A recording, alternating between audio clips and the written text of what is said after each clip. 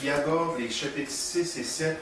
Et on ne reviendra pas sur les sceaux, sur la description des sceaux. Je voulais juste vous rappeler, puisqu'on a vu les 6, ou on est en train, de voir les 6 sceaux, vous rappelez que c'est une séquence de jugement à travers la période de la tribulation. On a déjà vu le premier sceau, c'est-à-dire le cheval blanc, qui nous parle de l'Antéchrist. Ensuite, le deuxième sceau, le cheval roux, qui parle de la guerre. Parce que lorsque les hommes vont dire paix et sûreté, d'après 1 Thessaloniciens, chapitre 5, versets 1 et 2, une ruine soudaine va s'abattre sur eux. Vous savez, les Nations Unies, puis la philosophie moderne, c'est que l'être humain peut devenir le grand policier des nations. Il peut amener une gestion mondiale qui permet à la paix et un règne harmonieux entre les hommes. C'est pour ça d'ailleurs qu'on a développé un tribunal international pour pouvoir gérer cette gestion-là, puis qu'on a développé les forces militaires de l'ONU, entre autres, et aussi de l'OTAN maintenant, qui sont utilisées par l'ONU pour pouvoir essayer de gérer les conflits de la Terre. Mais la Bible nous dit qu'il y a seulement un individu qui est capable d'amener la paix sur cette terre. C'est le Seigneur Jésus-Christ lui-même. Il le dit dans Matthieu chapitre 24, avant son retour, il y aura toujours des conflits, toujours des bruits de guerre, toujours la réalité de ces conflits militaires entre les hommes. Puis même pendant le règne de l'Antéchrist, surtout dans le livre de Daniel, dans le chapitre 11 et 12, on voit la description de conflits. Le chapitre 10 et 11, on voit la description de conflits pendant le règne de l'Antéchrist. Le cheval roux qui va amener la guerre mondiale, le cheval noir, le troisième sceau, qui va amener, lui, la famine sur la terre, qui est souvent une conséquence lorsqu'il y a des guerres.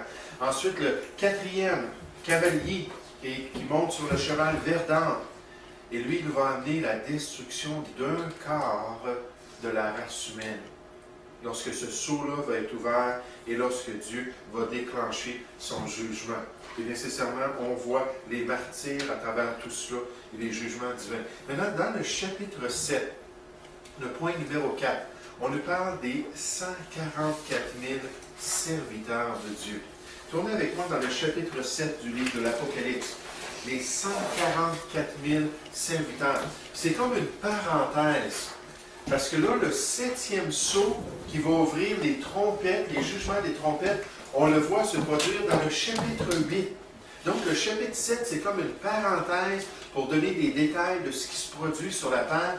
Puis on nous présente 144 000 serviteurs qui vont être sur la terre, qui vont servir l'agneau, qui vont passer à travers la tribulation et qui vont être protégés parce que Dieu va les sceller comme ses serviteurs et il va les protéger. Maintenant, on nous donne des détails de ces 144 000 serviteurs. Premièrement, on nous présente un délai dans le jugement de Dieu, versets 1 à 3. C'est-à-dire, après cela, je vis 4 anges debout aux 4 coins de la terre. Et juste en passant, il ne faut pas s'inquiéter du langage qui est utilisé. Ça ne veut pas dire que dans les textes bibliques, on dit que la terre, c'est un carré. Ou la terre, là, ça a une forme carrée, comme certains veulent le dire. Non, la Bible nous parle et nous décrit la terre comme une sphère qui est soutenue par Dieu même. Une cosmogonie, qui est exactement comme ce qu'on voit lorsqu'on voit dans l'espace, finalement, qu'on regarde la Terre. Bien, aux 4 coins de la Terre, il retenait les 4 vents de la Terre, afin qu'il ne souffle point de vent sur la terre, ni sur la mer, ni sur aucun arbre. Et je vis un autre ange qui montait du côté du soleil levant, et qui tenait le sceau du Dieu vivant. Il cria d'une voix forte aux 4 anges à qui il avait été donné de faire du mal à la terre et à la mer, et il dit, ne faites point de mal. Donc, ne déclenchez pas le prochain sceau avec finalement les trompettes et les jugements de Dieu à la terre, à la mer, ni aux arbres, jusqu'à ce que nous ayons marqué du sceau le front des serviteurs de Dieu. Dieu gère les tribulations de cette terre. Il gère les situations que ses serviteurs peuvent vivre. Il s'assure qu'ils sont protégés Et vous savez, un des cataclysmes qui est déclenché dans l'Apocalypse chapitre 9, c'est une multitude de sauterelles maléfiques qui vont venir sur la terre pour tourmenter les hommes pendant 5 mois de temps. Mais elles ne tourmenteront point ceux qui ont le sceau du Dieu vivant sur leur front. Et on voit vraiment que c'est la protection. Et ensuite, ces jugements-là commencent dans le chapitre 9, au verset 13 à 15. On nous dit donc qu'ils reçoivent le OK de pouvoir finalement commencer ce jugement-là. Mais Dieu voulait s'assurer que ces 144 000 serviteurs soient protégés. Non seulement on voit le délai, deuxièmement, on voit leur nombre et leur nationalité. Il n'y a aucune raison pour ne pas prendre ce passage-là littéralement ou dans son sens normal. On nous présente ça dans le contexte de la tribulation, puis on nous dit que c'est 144 000 individus, puis on nous donne les détails, puis il n'y a aucune raison pour laquelle on devrait accepter la perspective des témoins de Jéhovah, que c'est les 144 000 fondateurs du mouvement des témoins de Jéhovah. Les 144 000 qui héritent le ciel, finalement. Tous les autres témoins de Jéhovah, ils sont plusieurs millions, les témoins de Jéhovah. Les autres témoins de Jéhovah, eux, ils ont un héritage terrestre. Mais ceux qui faisaient partie de ces 144 000 premiers croyants, eux, peuvent aller au ciel. On ne parle pas de la période de l'Église, on ne parle pas de la période actuelle. C'est dans le contexte de la tribulation, et c'est 144 000 Juifs. Regardez le texte biblique, verset 4. Et j'entendis le nombre de ceux qui avaient été marqués du sceau. 144 000. Donc là, on nous présente leur nom. De toutes les tribus des fils d'Israël. De la tribu de Juda, 12 000 marqués du sceau. De la tribu de Ruben, 12 000. De la tribu de Gad, 12 000. De la tribu d'Azer, 12 000. De la tribu de Nephtali, 12 000. De la tribu de Manassé, 12 000. De la tribu de Siméon, 12 000. De la tribu de Lévi, 12 000. De la tribu d'Isaacar, 12 000. De la tribu de Zabulon, 12 000. De la tribu de Joseph, 12 000. De la tribu de Benjamin, 12 000 marqués du sceau. 12 000 Juifs. Et Dieu il souligne ce fait-là, en parlant de chacune des tribus, pour dire, écoutez, il va y avoir 12 000 de chacune des tribus. Ce sont des Juifs. C'est leur nationalité. Vous savez, pendant la tribulation, d'après Apocalypse 24, au verset 14, on nous dit que l'évangile du royaume va être prêché à toutes les nations, sur toute la terre, pour rendre témoignage à tous les hommes. Et alors viendra la fin. Ça prend des évangélistes pour aller dans toutes les nations, puis partager l'évangile partout, pour que tout le monde puisse l'entendre, tout le monde puisse être conscient du plan de Dieu pour leur vie, et du plan de Dieu concernant l'Évangile. Mais beaucoup d'auteurs croient, et c'est ce que je dis dans les notes. Là, on n'ira pas les voir, les notes. À la page 38, on mentionne ces 144 000 serviteurs, et je mentionne que ça va être probablement 144 000 évangélistes qui vont vivre la tribulation, qui vont rester debout avec l'agneau jusqu'à son retour, puis qui ne seront pas détruits par l'Antéchrist. Il y a amplement de martyrs pendant la tribulation, amplement de personnes qui sont mortes à cause de leur témoignage et de la parole de Dieu. Mais ces 144 000-là, d'après Apocalypse chapitre 14, vont survivre jusqu'au retour de Christ. C'est pas difficile, les deux seuls passages qui nous parlent dans toute la parole de Dieu de ces deux groupes, de ce groupe-là, c'est Apocalypse chapitre 7 et Apocalypse chapitre 14. C'est pas dur à se souvenir. Dans ces deux passages-là, on nous donne les détails. Maintenant, leur état matrimonial. C'est un peu spécial. Tournez dans Apocalypse 14. C'est un peu spécial parce que c'est à se demander pourquoi est-ce que Dieu nous dit cela. Mais ce sont des vierges. Ce sont des gens célibataires qui ne sont pas mariés. Et Dieu les utilise pour prêcher l'Évangile. Vous savez, dans 1 Corinthiens, chapitre 7, on a peut-être une indication. Pourquoi c'était important que Dieu choisisse 144 000 célibataires. Parce que dans 1 Corinthiens, chapitre 7, on nous dit que quand on est dans des tribulations, nos liens familiales peuvent devenir un fardeau pour nous. Et Paul savait qu'il allait avoir 3 siècles de tribulation. Au début de l'histoire de l'Église, on appelle ça la période héroïque de l'histoire. Des centaines de milliers de chrétiens qui ont été tués à cause de leur foi.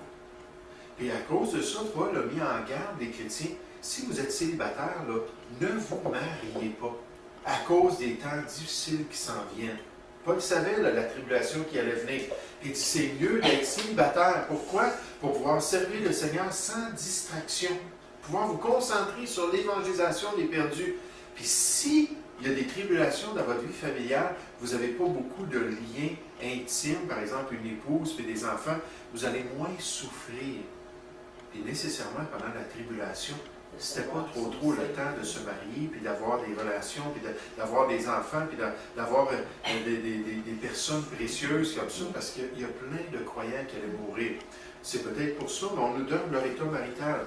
Verset 1, Apocalypse 14, « Je regardais, voici l'agneau se tenait sur la montagne de Sion. » Ça, c'est comme une image de ce qui allait se produire lors de la venue de Christ à la fin de la tribulation.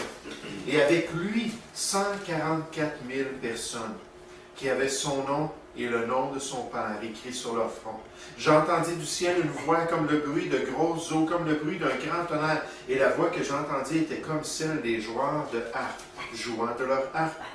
Ils chantaient un cantique nouveau devant le trône et devant les 4 êtres vivants et les vieillards. Et personne ne pouvait apprendre le cantique, si ce n'est les 144 000 qui avaient été rachetés de la terre. Ce sont ceux qui ne se sont pas souillés avec des femmes, car ils sont vierges. Ils suivent l'agneau partout où il va. Ils ont été rachetés d'entre les hommes comme les prémices pour Dieu et pour l'agneau. Pourquoi est-ce que ça dit se souiller avec des femmes? C'est que pendant la tribulation, la débauche, ça va être le standard du règne de l'Antéchrist. La débauche, c'est des relations hors mariage. Des relations qui sont interdites selon le Seigneur. Quelqu'un me disait cette semaine qu'il avait entendu qu'il y a des pasteurs qui disent de plus en plus que c'est bon que les gens vivent ensemble, qu'ils soient en concubinage avant de se marier, parce que ça leur garantit qu'ils vont probablement rester ensemble. J'aimerais vous dire, Dieu est sage, puis il connaît l'être humain. Et dans l'exemple de la théocratie de l'Ancien Testament, c'était bien clair. Il disait, vous allez commencer votre vie par le mariage, votre vie conjugale, puis je vais vous bénir. La question de l'expérience dans la vie de couple, ce n'est pas la chose la plus importante. C'est la question de notre soumission au principe de la parole de Dieu qui garantit la bénédiction et la durée de notre couple. Plus on est fidèle à la parole de Dieu, plus on va s'attacher l'un à l'autre, plus on va prendre soin l'un de l'autre, plus on va développer l'agapé dans notre relation, puis on va être capable de passer à travers les difficultés, dans les bons et les mauvais jours, on va être victorieux. Et l'idée de vivre ensemble, puis d'avoir des relations, puis de faire du concubinage, ça ne garantit absolument rien.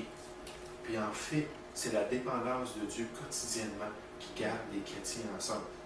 Des fois, les gens m'ont reproché dans mon ministère que j'enseignais des choses puis je n'avais pas d'expérience dans ces questions-là. Par exemple, quand quelqu'un a certaines maladies, tu n'as jamais vécu ça, comment est-ce que tu peux le savoir? Puis là, ce soir, je vous parle de quelque chose qu'on a un petit peu d'expérience, 20 ans de vie de couple. Puis effectivement, le Seigneur nous a gardés ensemble parce qu'on cherche à suivre sa parole, puis sa grâce nous accompagne. Puis Dieu voulant, on a tapé. Mais donc ici, c'est pour ça qu'on nous parle de cette souillure. Ils refusèrent, Apocalypse chapitre 9, ça nous dit qu'ils refusèrent de se repentir de leur débauche. C'est quelque chose qui va être populaire lorsque l'Antéchrist va venir avec toutes les séductions de l'iniquité. Faites ce que vous voulez. Hein? Gênez-vous pas. Vous voulez faire toutes sortes de perversions. Allez-y, vous avez ma bénédiction. Mais donnez-moi votre allégeance, par exemple. Et donc, ça va être le standard, la débauche pendant cette période-là. Mais ce sont des vierges, ce sont des gens qui n'ont pas été mariés. Ensuite, le point numéro D. Oui, Stéphane. Les 144 000, quand il dit 144 000 juifs, perdus d'hommes, femmes, ailés. C'est tous des hommes. C'est tous des hommes qui sont. Oui. Dans l'Apocalypse chapitre 7, ça nous dit que ce sont des hommes. Je te dis, ils font des serviteurs. C'est-tu pas des servants de Dieu? 144 000 de toutes les tribus des fils d'Israël de la tribu. Oui, c'est vrai que ça le spécifie. Ils ne seront pas souillés avec des femmes. Ah, je pense que c'est ça. Oui. C'est ça. Oui. Aujourd'hui, c'est un peu... Mais donc, on voit aussi Ça rachat sort de aujourd'hui. la terre. Ils ont été rachetés. Puis nécessairement, ils connaissent l'agneau. Ce sont des sauvés. Puis c'est ce qu'on décrit à la page 38 de notre manuel. J'avais planifié aller le voir, aller regarder un peu plus les détails. Mais vous savez, on a tellement de choses plus importantes à voir. Il y aura 144 000 serviteurs juifs pendant la tribulation. C'est frappant parce que comme on va voir, pardon? J'ai dit, c'est très clair. Oui, oui, oui. Mais comme on va voir un peu plus tard dans les 70 semaines de Daniel, la dernière semaine de Daniel, c'est la période de la tribulation. Et autant Dieu a utilisé entre la 69e et la 70e semaine, il a utilisé l'Église. Quand l'Église va être enlevée et la tribulation va débuter, il va retourner avec l'institution qu'il avait utilisée pendant ces 69 semaines-là, c'est-à-dire il va retourner avec Israël. Et en Israël, il va y avoir des gens ouverts à l'Évangile. Il va y avoir des gens qui vont écouter le témoignage des deux grands témoins d'Apocalypse chapitre 11. Pendant 3 ans et demi de temps, ils vont être là à Jérusalem en train de prêcher l'Évangile aux Juifs.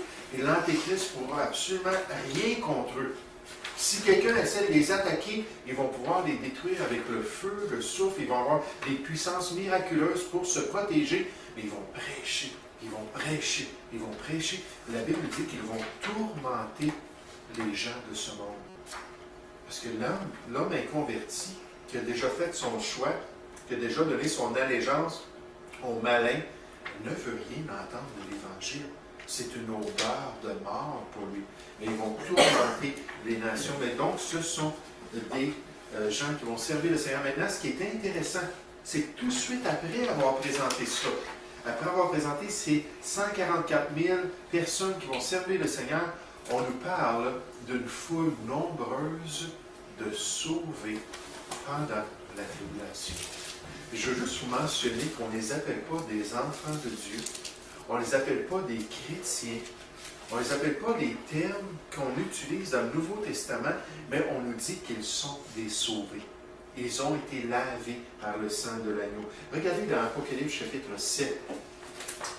Premièrement, et c'est vraiment le fruit de l'évangélisation, le fruit du travail de ces 144 000-là.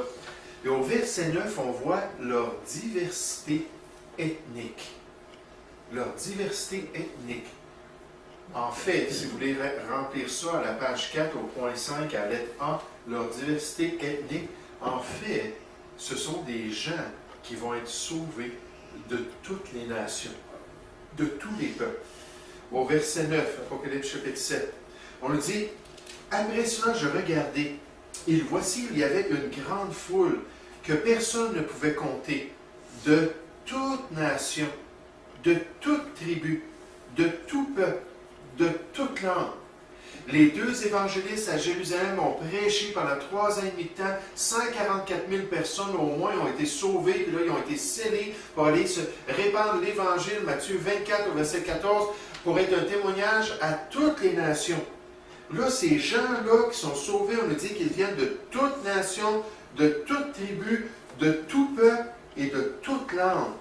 Ils se tenaient devant le trône et devant l'agneau, revêtus de robes blanches et des palmes dans leurs mains.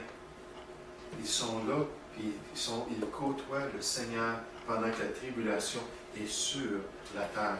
Vous savez, ce qui va être frustrant pour l'Antéchrist, c'est que pendant la tribulation, lui, il a reçu l'autorité sur toutes les nations.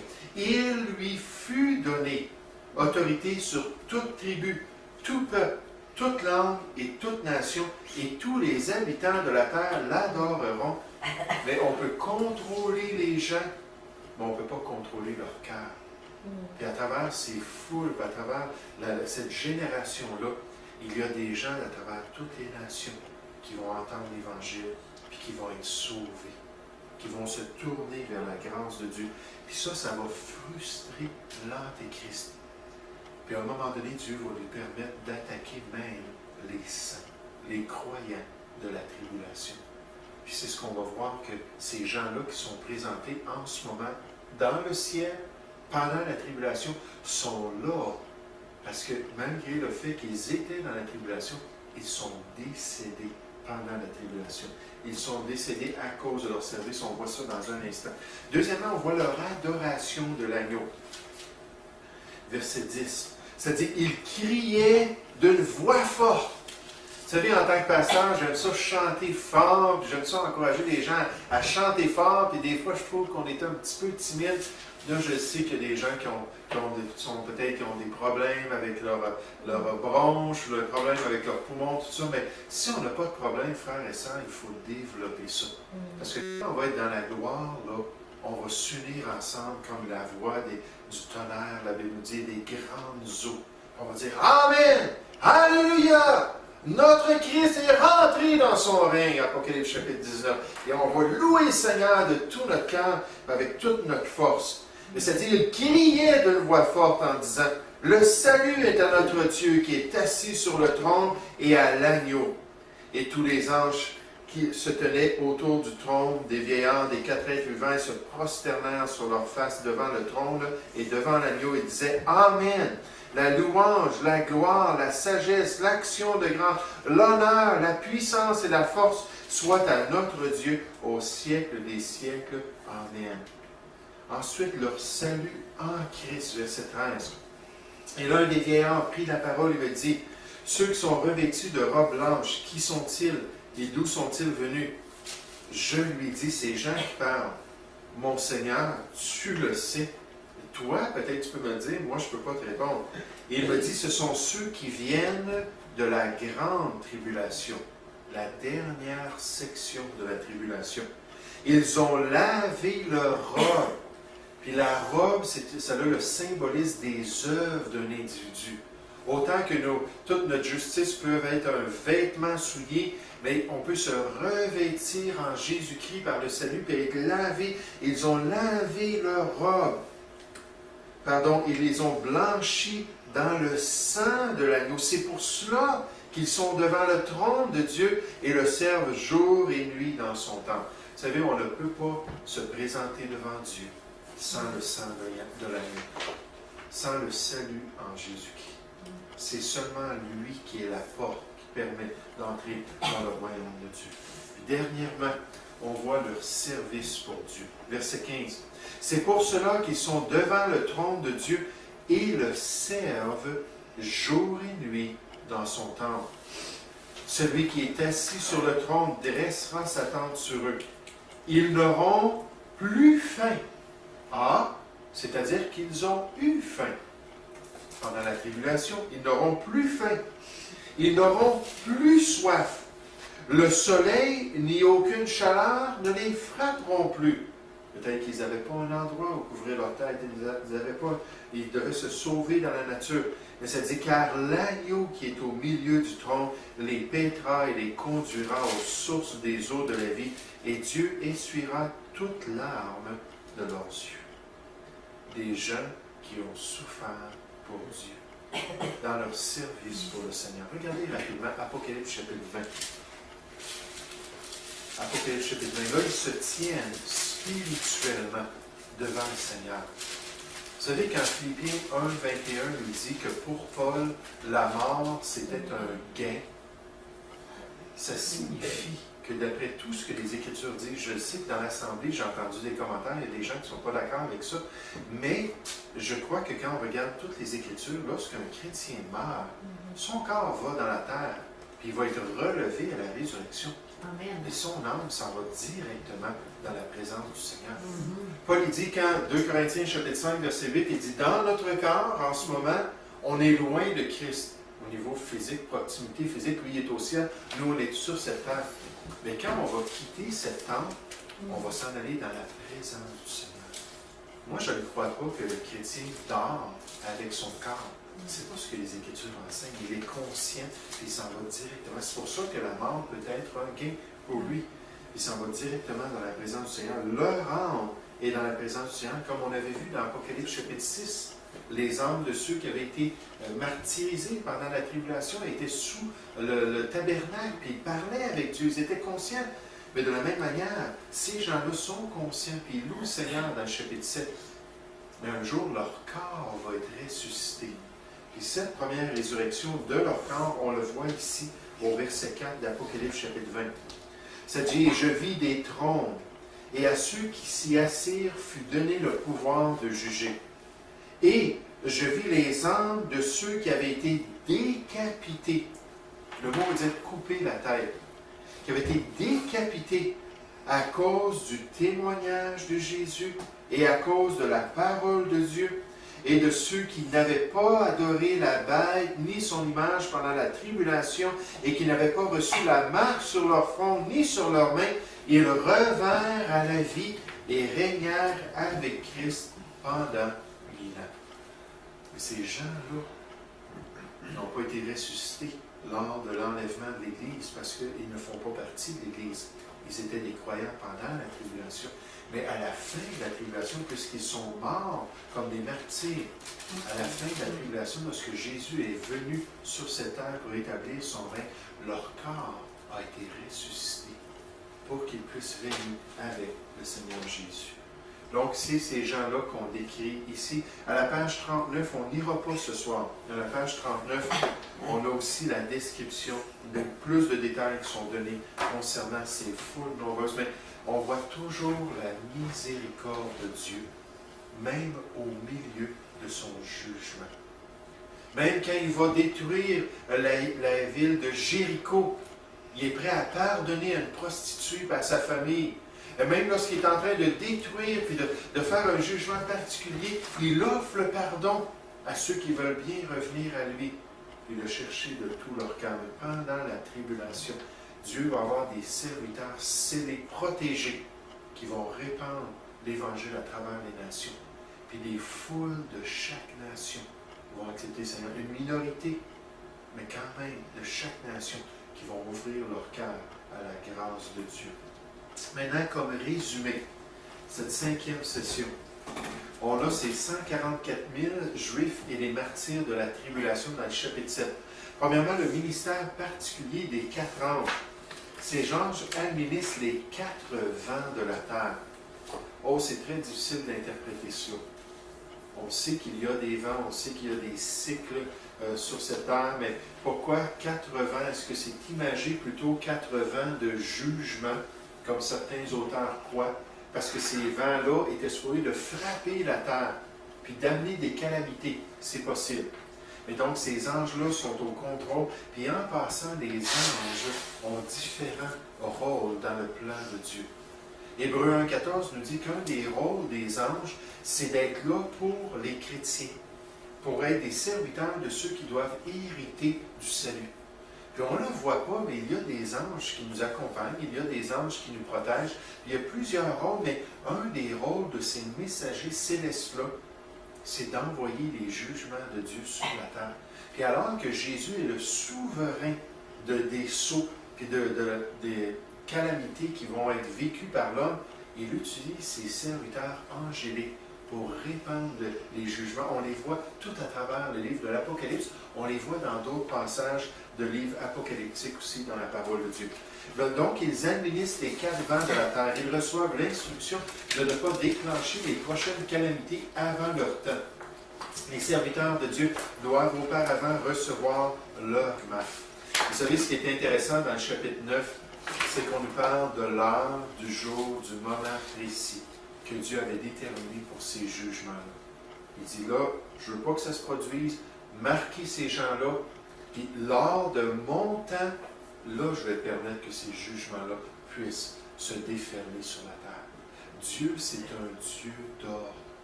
Il y a toujours un temps, il y a toujours un décret particulier selon sa propre autorité. Le Seigneur Jésus va revenir exactement au temps choisi par le Seigneur. Les événements vont se produire exactement comme Dieu le sait, il l'a décidé déjà, parce qu'il est souverain sur toutes choses. Et 144 000 Juifs au service de Dieu, ces Juifs sont également distribués parmi les 12 tribus d'Israël, soit 12 000 serviteurs par tribu. Et encore une fois, on voit la structure de Dieu. Lorsqu'on a étudié l'an passé la Pentateuque, on a regardé tout ce que Dieu disait, toutes les instructions à son peuple, c'était vraiment étonnant de voir les détails. Puis Dieu disait, je veux que vous soyez auprès de votre bannière, puis quand la trompette va sonner un coup, vous allez faire telle et telle chose, et ça va commencer par la tribu de Juda qui va partir la première vers l'Orient. Et Dieu toujours donne tous les détails parce qu'il est un Dieu de structure. Et vous savez, ce n'est pas un Dieu de désordre, notre Dieu. Si on veut le glorifier et le représenter, on est mieux d'être des gens d'ordre et de structure, nous aussi, pour pouvoir démontrer le Dieu qu'on est en train de servir. Une foule de martyrs, cette foule vient de toutes les nations du monde, de tous les peuples de la terre. Mais avant d'aller plus loin et de regarder le chapitre 8 et la leçon 6, j'aimerais qu'on puisse s'arrêter sur des informations prophétiques qui sont pertinentes. C'est pour ça qu'on voit dans vos notes les 70 semaines de Daniel. Ça, c'est une des prophéties les plus extraordinaires de la parole de Dieu. Tournez avec moi dans Daniel chapitre 9. Qu'est-ce que c'est les 70 semaines de Daniel? Daniel est en train de considérer le plan de Dieu pour Israël. Israël est en captivité et Daniel aussi est en captivité. Il est en train de prier, il est en train de chercher la face de Dieu, il est en train de confesser son péché, il est en train de chercher dans les Écritures les vérités qui concernent son peuple. Et il tombe sur Jérémie chapitre 25. Ce n'était pas Jérémie 25 dans la Bible de l'Ancien Testament juif, il n'y avait pas de chapitre à cette époque-là. Et alors qu'il lisait le rouleau, il tombe sur le passage où Jérémie décrit la captivité d'Israël. Puis décrit le fait que c'était une captivité de 70 ans. Puis là, lui, il savait pas mal, ça faisait combien de temps qu'ils étaient en captivité. Il réalisait que très bientôt, la captivité allait terminer. Là, il commence à demander à Dieu, Dieu, intervient pour racheter ton peuple, pour établir enfin la justice dans un peuple au courel, puis dans des gens qui sont impurs, pour les sauver finalement. Là, il périt pour leur salut. Là, Dieu dit, écoute, Jérémie, je veux juste te dire, oui, c'est mon plan. Amener un rachat en Israël, une nouvelle alliance, une transformation de cœur, une justice éternelle pour mon peuple, c'est mon plan. Mais je vais le faire seulement dans 70 semaines. Puis après ces 70 semaines-là, le peuple juif, comme c'est dit dans Romains 11, 25, tout Israël sera sauvé. Il dit, ce plan-là, il va s'étaler à travers cette période de temps-là. Puis il dit, je vais te donner quelques détails de ce qui va se produire pendant ces semaines-là. Là, peut-être c'est la première fois. Oui, on peut. Oui, le schéma se trouve à la page 41 dans votre livre. Et c'est peut-être la première fois que vous entendez cela, les 70 semaines de Daniel. Vous savez, ce qui est dommage, c'est que si on ne connaît pas ces passages qui sont très, très importants pour comprendre tout ce que Dieu a à dire sur la prophétie biblique, si on ne connaît pas ces passages-là, on n'arrivera jamais à saisir finalement les informations de la Bible concernant la prophétie. Et là, on parle vraiment d'Israël. On parle d'un échéancier de Dieu pour amener le salut des Juifs. On ne se concentre pas sur les nations, si on va le voir peut-être la semaine prochaine, la grande statue de Nebuchadnezzar. Mais j'aimerais qu'on puisse juste regarder cela. Et vous savez pourquoi c'est important pour nous, si vous voulez regarder à l'écran, c'est que la dernière semaine, d'après le Seigneur Jésus-Christ, c'est exactement ce qu'on est en train d'étudier dans le livre de l'Apocalypse, c'est-à-dire c'est la période de la tribulation. Comment est-ce qu'on sait ça? C'est que Daniel ici nous révèle qu'un des éléments de la 70e semaine, c'est l'abomination de la désolation qui va être établie dans le temple juif. Jésus, dans Matthieu chapitre 24, décrit la grande tribulation. Et au verset 15, il dit, c'est là, à ce moment-là, que l'abomination de la désolation, telle que décrite par Daniel, dans Daniel 9, c'est là qu'il décrit cela. Et c'est là que ça va se produire pendant la tribulation. Et c'est pour ça qu'on peut prendre cette 70e semaine-là et voir les détails de ce que Dieu va accomplir. Mais la 70e semaine fait partie du grand plan de 70 semaines qui couvre tout ce que Dieu avait planifié pour le peuple d'Israël. Donc, on va prendre ça une étape à la fois. Premièrement, regardez le verset 24 de Daniel On peut commencer avec le verset 20, Daniel chapitre 9. Je parlais encore, je priais, je confessais mon péché, le péché de mon peuple d'Israël, et je présentais mes supplications à l'Éternel mon Dieu, en faveur de la sainte montagne de mon Dieu. Donc la sainte montagne, c'est Sion, Jérusalem. Je parlais encore dans ma prière quand l'homme, Gabriel, que j'avais vu précédemment dans une vision, s'approcha de moi d'un vol rapide au moment de l'offrande du soir. Il m'instruisit et s'entretint avec moi. Il me dit, Daniel, je suis venu maintenant pour ouvrir ton intelligence. Est-ce que Dieu est capable d'ouvrir notre intelligence ce soir pour qu'on comprenne ce que Daniel devait apprendre concernant le plan de Dieu pour les Juifs? Il dit, je suis venu pour ouvrir ton intelligence. Lorsque tu as commencé à prier, la parole est sortie. Et je viens pour te l'annoncer car tu es un bien-aimé. Sois attentif.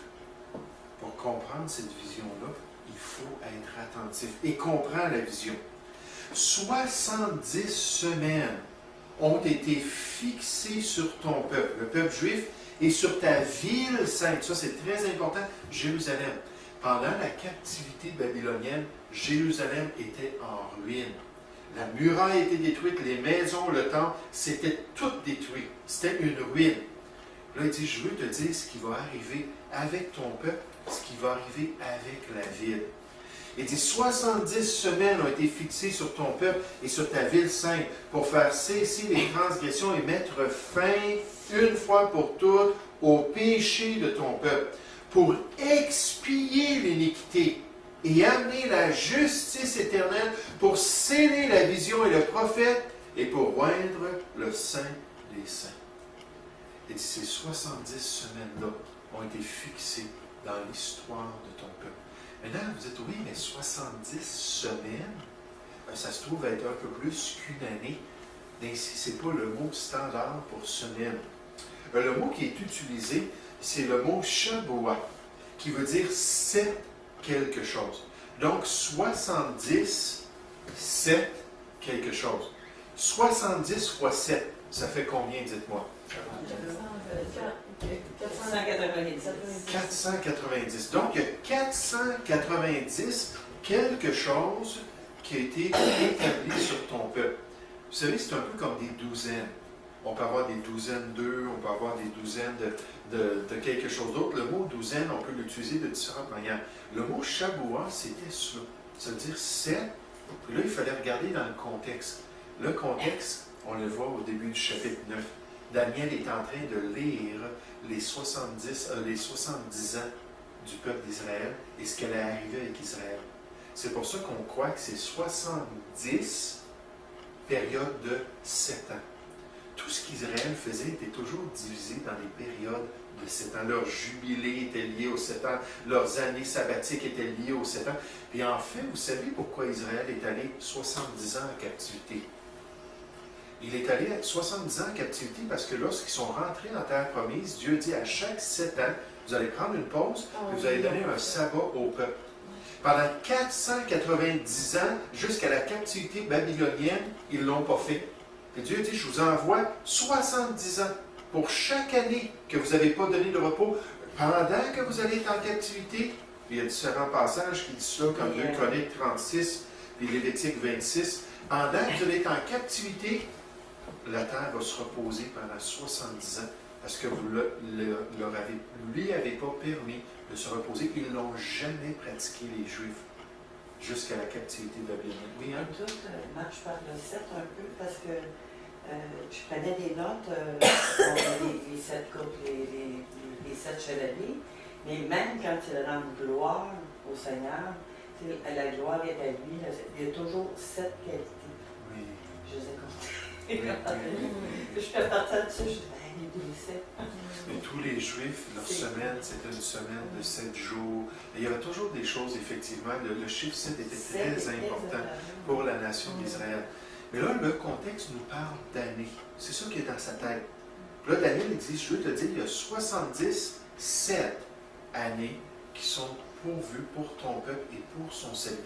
490 ans. On va voir dans un instant quand est-ce que ça commence. Puis les détails, puis vous allez voir, les détails s'accomplissent exactement dans ce contexte-là d'années. Puis les effets que Dieu avait dit qui vont se produire pendant ces semaines-là se sont produits comme Dieu l'avait dit. Et donc, la première chose à réaliser, c'est que ce sont des années justes. Juste citer quelques auteurs. Le mot dans le texte original ne signifie pas une semaine en jours, mais bien plutôt un groupe de 7 quelque chose. Notre mot douzaine est similaire en nature, signifiant 12 de quelque chose. Il fut révélé à Daniel que 77 étaient déterminés sur son peuple. Il réfléchissait peut-être aux 70 années de captivité depuis la chute de Jérusalem et au royaume du Messie qui allait être donné ensuite à Israël. Mais Dieu lui affirma clairement qu'il passerait non point 70 ans avant sa venue, mais bien plutôt 7 fois 70 ans pour compléter son merveilleux travail avec Israël. 490 années d'intervention supplémentaire avec Israël. Tu veux savoir, Daniel, ce qui va se produire? Je vais te le dire, ce qui va se produire. Un autre auteur dit, il fait allusion à la prophétie de Jérémie, qui prophétisa que leur captivité durerait 70 ans. Mais maintenant, la miséricorde de Dieu allait excéder son jugement par 7 fois, qui durerait 490 ans jusqu'à la venue du Messie. 70 semaines sont déterminées. Les Juifs fonctionnaient en années sabbatiques, Lévitique 25:8, par lesquelles leurs années étaient divisées en semaines d'années. Comme ce fut le cas dans cette importante prophétie, chaque semaine représentait 7 ans. Donc, les 70 semaines qui sont décrites ici équivalent 490 ans. Donc, c'est certains auteurs spécialistes en prophétie qui parlent tout simplement de cela, qui décrivent cela. Regardez le verset 25. On nous présente quand le chronomètre des 490 ans devait débuter. Verset 25. Il dit, sache-le donc et comprends. Depuis le moment où la parole, puis le mot parole ici, c'est un mot qui veut dire un décret. Ce n'est pas nécessairement la parole qui vient de Dieu, mais où le décret a annoncé que Jérusalem sera rebâtie. C'est quoi l'état de Jérusalem pendant la captivité babylonienne? Son capitaine. Jérusalem, la ville comme telle, est en ruine. Il dit donc qu'on va faire un décret pour que Jérusalem soit rebâtie. Au moment de ce décret-là, le chronomètre part jusqu'au Messie, au conducteur. Il y a 7 semaines, donc 49 ans, et 62 semaines, en tout 483 ans. Les places et les fossés seront rétablis, mais en des temps fâcheux. Il y a 4 décrets à cette époque-là qui sont connus par les historiens qui affectent le peuple juif. Le premier décret, c'est le décret de Cyrus. Ce décret-là permet la reconstruction du temple. Il a été proclamé en 538 avant Jésus-Christ. On voit ça dans Esdras. Le deuxième décret, c'est le décret de Darius, qui confirme celui de Cyrus. Donc, il dit, oui, c'est vrai, vous pouvez aller construire le temple. Le troisième décret, c'est le décret d'Artaxerxès à Esdras pour l'entretien du temple, pour qu'effectivement, là, il puisse venir prendre soin du temple. Mais le dernier des décrets, qui est important, c'est le décret d'Artaxerxès à Néhémie, lui permettant de reconstruire la ville de Jérusalem. Puis à partir de ce décret-là, le chronomètre de Dieu part. Là, on parle dans l'Ancien Testament. Donc, on recule 445 ans avant Jésus-Christ. Puis là, on parle ça, ce chronomètre-là, puis là, on parle d'événements qui doivent remonter 69 semaines aux 483 ans. Là, vous dites, oh, attends un petit peu, si on fait les mathématiques, ça nous amène après Jésus-Christ. Puis pourtant, on nous dit, après les 69 semaines, le Messie doit être retranché. On va voir ça dans un instant. Ça ne marche pas. Vous savez, la prophétie a été donnée à Daniel avec leur calendrier lunaire qui impliquait 360 jours par année. Nous, on utilise des calendriers, on pourrait dire solaires, qui sont des calendriers grégoriens, qui ont 365 jours. Quand vous faites les mathématiques, 445 ans jusqu'à temps que 445 avant Jésus-Christ, 483 ans plus tard, ça nous amène environ à l'an, à partir de 445, ça nous amène environ à l'an 29 après Jésus-Christ. Et à l'an 29 après Jésus-Christ, on croit que c'est à ce moment-là que Jésus est entré dans Jérusalem sur le dos d'une âne. Le Messie, le jour qui avait été établi par Dieu, où il allait visiter son peuple, le jour est arrivé et le Messie d'Israël est rentré à Jérusalem. Parce qu'on nous dit qu'il allait avoir 7 semaines et 62 semaines, 483 ans, puis là, ensuite, le Messie allait venir au milieu de son peuple. Donc, on croit que c'est à ce moment-là l'entrée triomphale de Jésus-Christ. Là, peut-être vous dites, hey, attends un petit peu, là. Ça veut dire que le salut des Juifs, ça s'est produit quoi? En l'an 36 de notre ère? Mais non, les Juifs n'ont pas été sauvés à cette époque-là. Non, effectivement, ça ne s'est pas produit. Parce qu'ils n'ont pas reconnu le jour où ils ont été visités. En fait, d'après la prophétie, ils ont rejeté leur Messie. C'est pour ça que le Messie a été retranché d'au milieu. On parle de la ville de Jérusalem, la sainte montagne, le peuple de Dieu. Le Messie est rentré, il est arrivé là, en l'an 29, dans cette entrée triomphale pour être présenté. On a crié « Hosanna au fils de David !» Gloire au serviteur, au roi qui vient régner parmi nous. Puis finalement, il n'y a pas eu un vrai réveil spirituel. Ils ont rejeté, puis plus tard, ils ont dit crucifie-le, crucifie-le. Si vous dites, ouais, mais l'an 29, Jésus a commencé son ministère en l'an 30, parce que c'est à l'âge de 30 ans qu'il a débuté son ministère. Vous savez, en l'an 550, il y a un moine qui a essayé d'établir le calendrier qu'on connaît aujourd'hui. Il a établi la naissance de Jésus en l'an 0. Ça, c'était le début du calendrier. Mais aujourd'hui, on sait qu'il s'est trompé d'environ 4 ans. Jésus est né environ à 4 ans avant Jésus-Christ. Notre calendrier est croche. Ce moine-là s'est tout simplement trompé alors qu'il faisait des comparaisons historiques, le parallélisme historique qu'on appelle. Il a donné une date qu'on suit encore aujourd'hui. Mais si on se baserait vraiment sur la naissance de Jésus-Christ pour notre calendrier, on ne serait pas en 2012, on serait probablement en 2016. Et donc, c'est pour ça que c'est en l'an 29 de notre ère. Mais on voit ce détail-là dans le passage. Mais on voit ces décrets-là aussi qui ont été établis.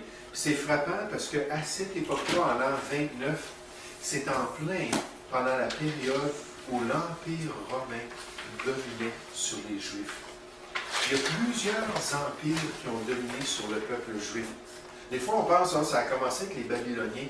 Non, les Égyptiens, les Assyriens, ensuite les Babyloniens, les Mèdes et les Perses, les Grecs, les Romains ont dominé. Le temps des nations, d'après Luc, chapitre 21, verset 24, a duré à travers toute l'histoire du peuple. Ils ont eu une période de temps où ils étaient autonomes, mais bien souvent, ils étaient captifs.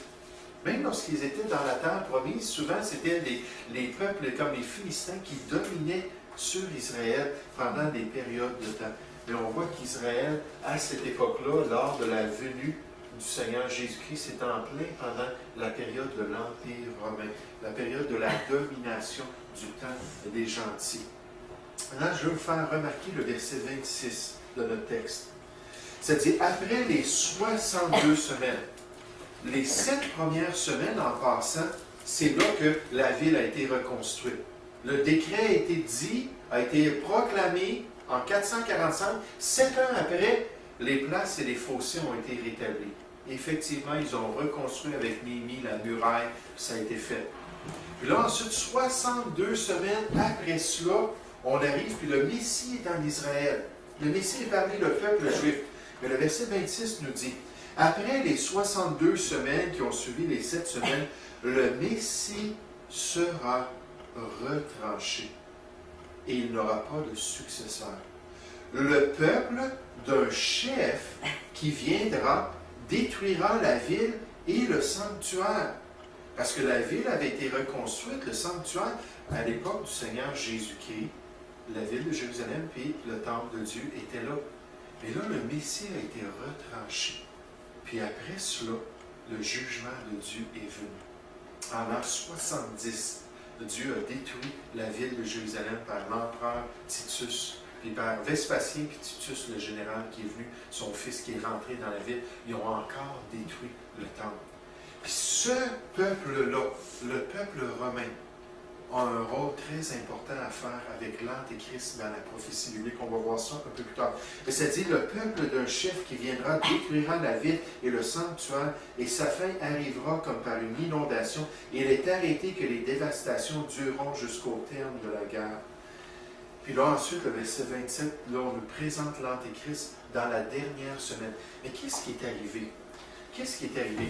Le Seigneur Jésus est venu effectivement. Mais le Seigneur Jésus a été crucifié et il a été retranché. Dieu l'a ramené au ciel.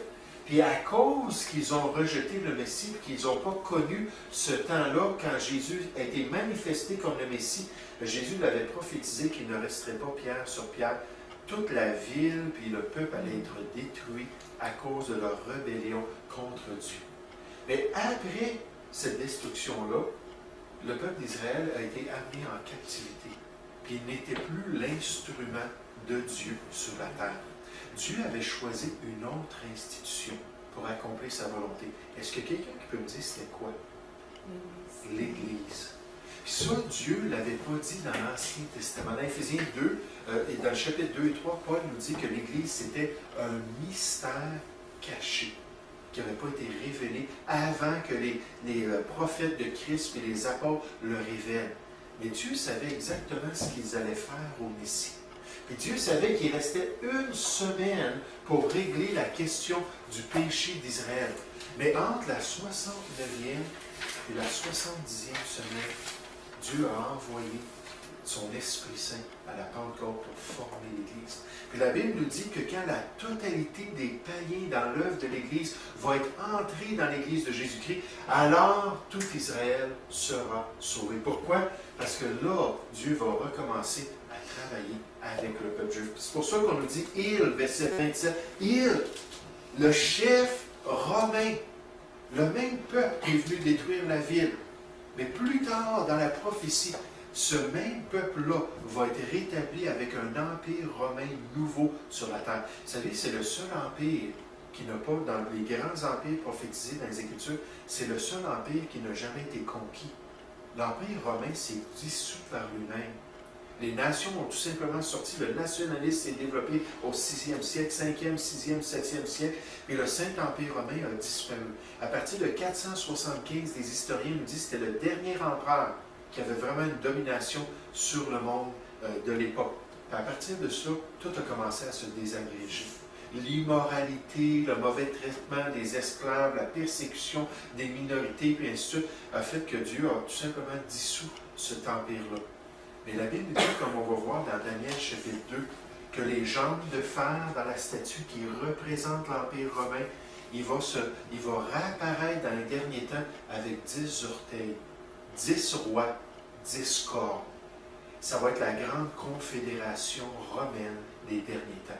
Puis le chef de l'Empire romain, qui va être l'Antéchrist, lui, il va faire une solide alliance avec plusieurs pour une semaine, la 70e semaine, la dernière semaine du plan de Dieu.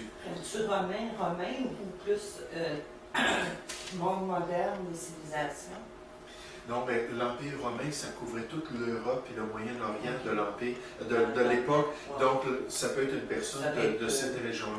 Moi, je crois qu'il doit être une personne de cette région-là. Ça ne veut pas dire qu'il vient de Rome comme tel, mais il vient de cette ancienne région-là où il y avait l'Empire. Mais là, pendant une semaine, une période de 7 ans, qui est la tribulation, il va faire une alliance au milieu de la semaine, comme on le voit ici.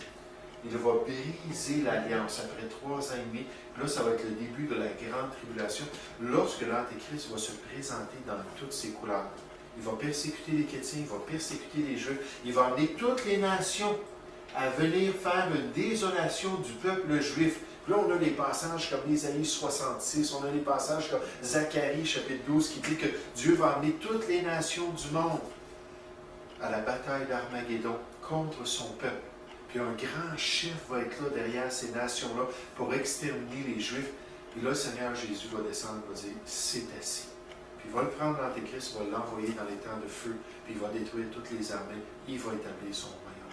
Puis toutes les prophéties sont liées à cette dernière semaine-là de la tribulation qu'on est en train d'étudier dans le livre de l'Apocalypse. Donc, c'est pour ça que c'est important de comprendre la 70e semaine de Daniel, mais les 70 semaines. La semaine prochaine, on va réviser cela, et ensuite, on va voir la prophétie des nations du monde. Puis comment est-ce que ça rentre exactement dans les détails de ce qu'on est en train de voir, puis de ce qu'on va voir à nouveau dans le livre de l'Apocalypse, les détails du plan de Dieu. Il y a tellement de petites pièces au casse-tête qui viennent toutes ensemble pour nous donner une belle image de ce que Dieu veut accomplir dans l'avenir. Mais pour aujourd'hui, je pense que ça va être assez. Et on va juste prendre une pause. On va prendre une longue pause d'une semaine. Et Dieu voulant, on va revenir la semaine prochaine pour